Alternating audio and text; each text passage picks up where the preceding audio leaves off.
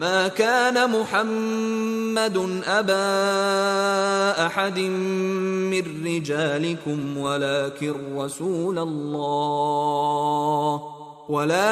رسول الله وخاتم النبيين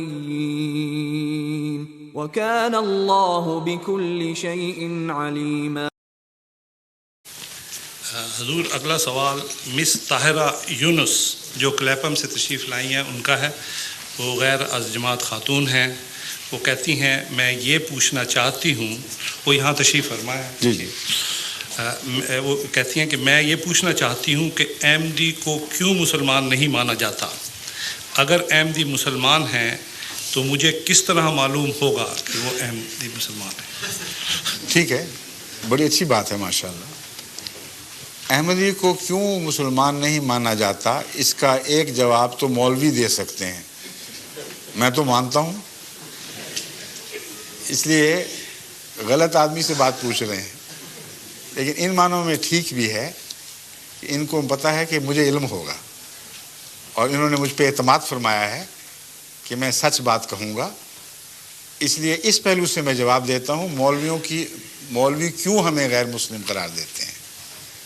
اس پہلو سے بات یہ ہے کہ ایک تو ختم نبوت کا عقیدہ جیسا کہ میں نے آپ کے سامنے کھولا ہے، اس کی اگر غلط تشریح کی جائے اور یہ کہا جائے کہ رسول اللہ تو قرآن تو فرماتا ہے اس کے بعد کوئی نبی نہیں، رسول اللہ فرماتے ہیں لا نبی آبادی، اس کے بعد نئی نبوت کا سلسلہ شروع کر بیٹھے ایک آدمی، تو مسلمان کہاں سے رہے گا؟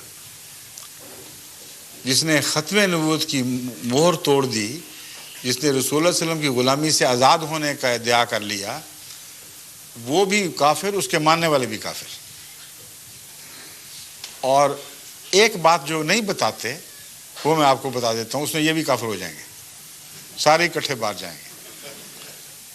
وہ یہ کہ یہ خود مانتے ہیں کہ مسیح آئے گا اور مہدی بھی آئے گا، اور یہ بھی مانتے ہیں کہ مسیح لازماً نبی اللہ ہوگا.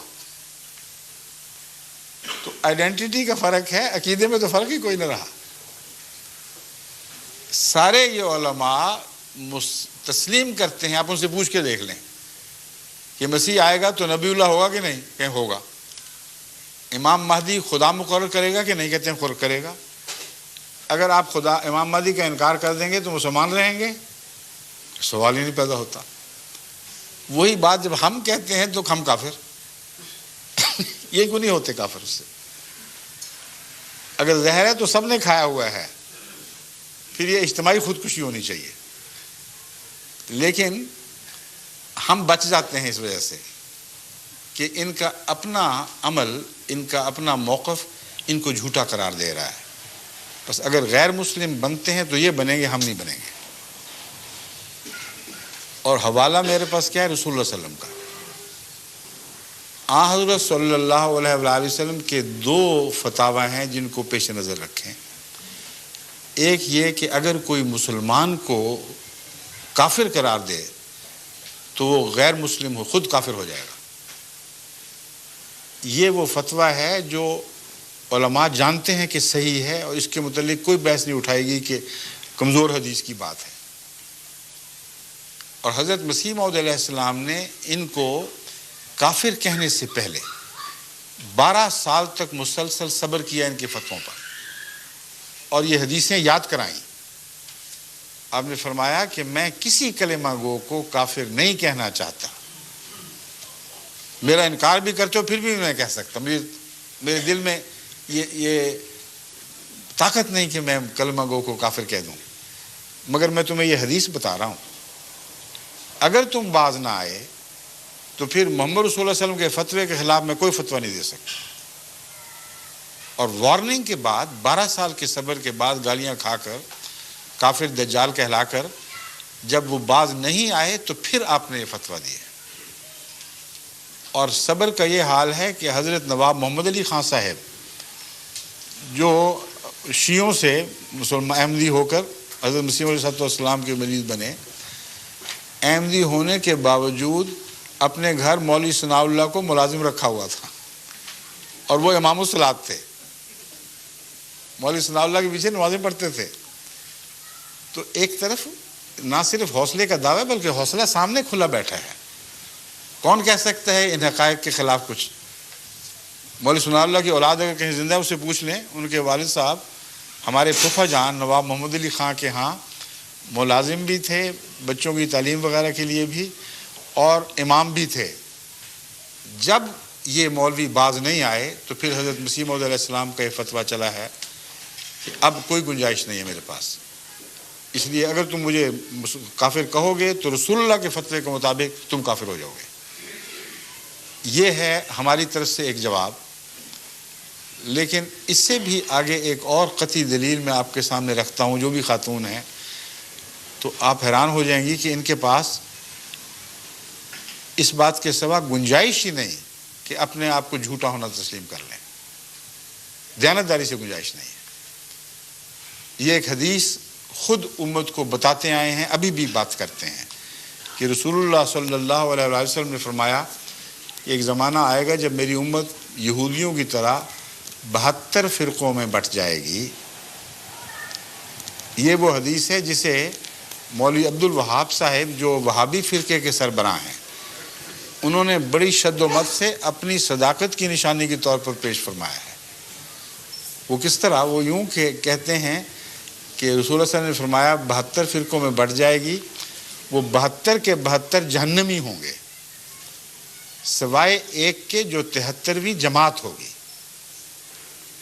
تو مولوی عبد الوہاب صاحب نے یہ دعویٰ کیا، ان کی کتب میں لکھا ہوا موجود ہے کہ میں جس فرقے کا بانی ہوں یہ وہ 73ویں جماعت ہے جس کے متعلق یہ خوشخبری تھی کہ یہ تو پکے مسلمان اور جنتی، باقی سارے 72 کے 72 جہنمی ہیں. حدیث تسلیم ہو گئی نا سعودی عرب کو پوری طرح. اب بتائیں 72 فرقے جہنمیوں کو وہاں حج کیوں کرنے دیتے ہیں اور صرف ایک کو باہر نکالا ہوا ہے، وہ جماعت احمدیہ ہے. عجیب بات ہے نا. رسول اللہ صلی اللہ علیہ وسلم فرماتے ہیں 72 جہنمی ہوں گے، ایک جنتی اور وہ جماعت ہوگی. اور ان کے اپنے بانی فرماتے ہیں کہ ہم وہ جماعت ہیں مگر 72 کی حدیث سچی، باقی سب جہنمی ہو گئے نا. ان جہنمیوں کے لیے دروازے کھولے ہوئے ہیں، ان کی خاطر مدارات ہوتی ہیں، حج کی ساری سہولتیں مہیا کی جا رہی ہیں، اور ایک کو نکال کے باہر پھینکا ہے، وہ ایک جماعت ہے، جماعت احمدیہ. اب یہ دلیل ایک اور شکل بن جائے گی، اختیار کر لے گی. ہو سکتا ہے یہ سارے سچے ہوں ان معنوں میں کہ ہر ایک یہ سمجھتا ہے کہ ہم 73 میں ہیں. ہے نا ہر ایک کو حق. اگر ہمیں حق ہے تو ان کو بھی حق ہے.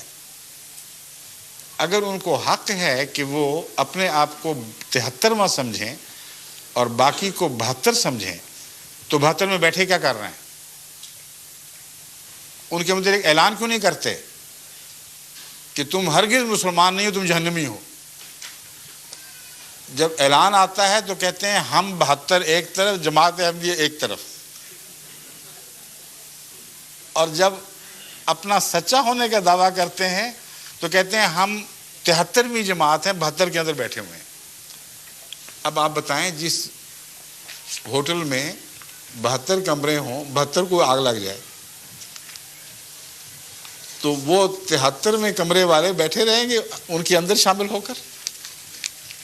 وہ تو ہر آدمی نکلنے کی کوشش کرے گا. رسول اللہ صلی اللہ علیہ وسلم نے آگ لگنے کی بات کی ہے. 72 کو آگ لگ گئی یعنی گمراہ ہو گئے، اور یہ ان میں اندر بیٹھے ہوئے فخر سے کہہ رہے ہیں کہ ہم 72 ہی ہیں. تو ان کا ایک دوسرے کے خلاف جماعت احمدیہ کے مقابل پر اجتماع ان کے 72 ہونے پر سواد کر رہا ہے. اور جب 72 کا حصہ ہیں تو فتویٰ رسول اللہ صلی اللہ علیہ وسلم کا چلے گا، ان کا دعویٰ کوئی کام نہیں آئے گا. یہ دو ٹوک بات ہے، اس پر آپ غور فرمائیں تو آپ کو امید ہے کہ انشاءاللہ تعالی بات کی سمجھ آ جائے گی یہ کیوں ہمیں غیر مسلم کہتے ہیں. اسی میں ان کے جھوٹے ہونے کی دلیل. آپس میں ایک دوسرے کو کیوں نہیں کہتے غیر مسلم؟ جب آپ 73 ہونے کا دعویٰ کر رہے ہیں، جن کو رسول اللہ صلی اللہ علیہ وسلم نے جہنمی کہہ دیا، غیر مسلم اور کیا ہوتا ہے؟ وہ کیوں نہیں کہتے؟ وہاں ان کی آوازیں کوئی دب جاتی ہیں. بزدل ہیں، تقویٰ نہیں ہے، سیاست کرتے ہیں، اس کے سوا کوئی مقصد نہیں. شیعوں کے اوپر دیکھیں کیسے کیسے فتوے ہیں جو سنیوں نے لگائے ہیں. شیعوں کے جوابی فتوے بھی بڑے سخت ہیں، مگر وہاں حج میں ان پر کوئی اعتراض نہیں. وہابی فرقہ توحید کے نام پر اٹھا تھا اور سارے مزار جو ان کی عزت کی جاتی ان کو مٹا دیا گیا تھا، تمام احترام کی نشانیاں دور کر دی گئیں. لیکن بریلوی وہاں لاکھوں کی تعداد میں آتے ہیں جو داتا دربار کے سامنے بھی سجدے کرتے ہیں. جگہ جگہ پیر بنائے ہوئے ہیں، ان کے درختوں پر ان کے نام کی ٹاکیاں جو ہوتی ہیں چیتھڑے وہ لگائے ہوئے نشانی کے طور پر کہ اس پیر سے ہم نے بیٹا مانگا تھا اس نے دے دیا، اس پیر سے نزلہ درست کروایا تھا اس نے درست کر دیا. بھرے پڑے ہیں ایسے درخت ہزارے میں جن میں نیلی پیلی ٹلیاں لٹکی ہوئی ہیں. ایسے مشرکوں کو تو وہ اجازت دے دیتے ہیں اور کوئی پرواہ نہیں کرتے. سیاست بازی ہے، اس کے سوا کوئی بات ہی کچھ نہیں. تو ان کا فتویٰ بھی ویسا جیسا کہ ان کا عمل ہے. فرمائیے.